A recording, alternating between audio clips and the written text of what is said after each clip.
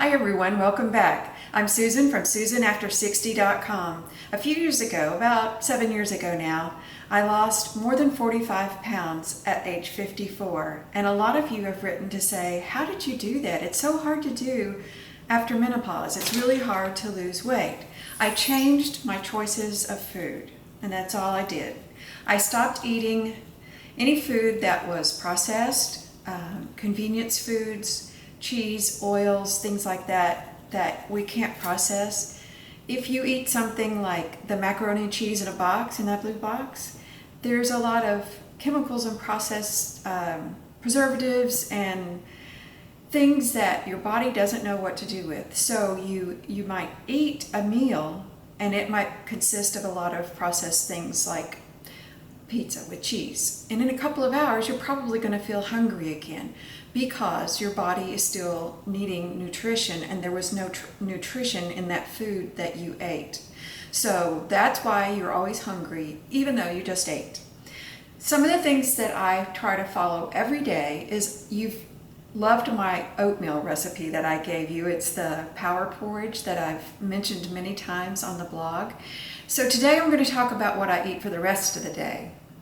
I like grains, greens, and beans. So the beans I look for, unless I cook my own from dried beans, are these Eden Organic, no salt added, a variety of different beans. This one happens to be the red kidney beans. They have black beans, cannellini beans, all different kinds. But that's the one you want without the salt. And I still open them and wash them, strain them through a strainer, and combine them with other things when I cook.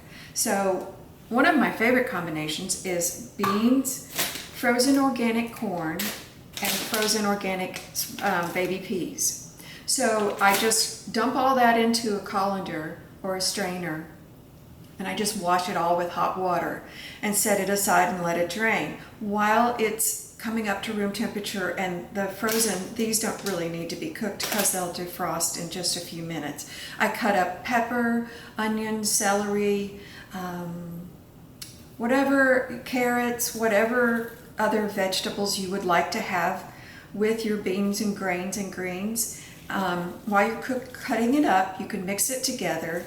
It makes a wonderful lunch. You can save it for a few days. This is kale. This is one of my favorites. And I just rip all this green part off of the white stem and cut this up in little pieces and add it into that at the end.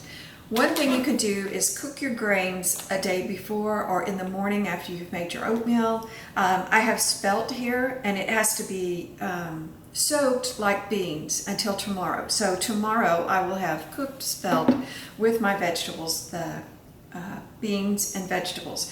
Quinoa is another one. This is the multicolored quinoa, and it is by Bob's Red Mill. I like quinoa in this variety because it's easier to digest. The all white one, or the light colored quinoa, is really good, but it's kind of hard for some people to digest. It has a lot of protein in it, but it's that magic combination of grains, greens, and beans which keep you full, and there's a lot of nutrition in it. So when you eat that, you can go 5 or 6 hours before you feel hungry again. And consuming less calories and being more active, as we all know, helps us lose weight.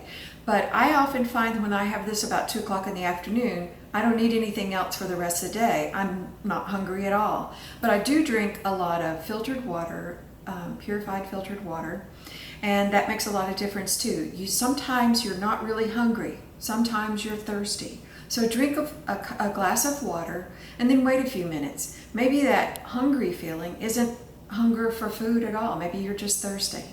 I hope that my tips are helpful to you. I'm Susan from SusanAfter60.com. Bye.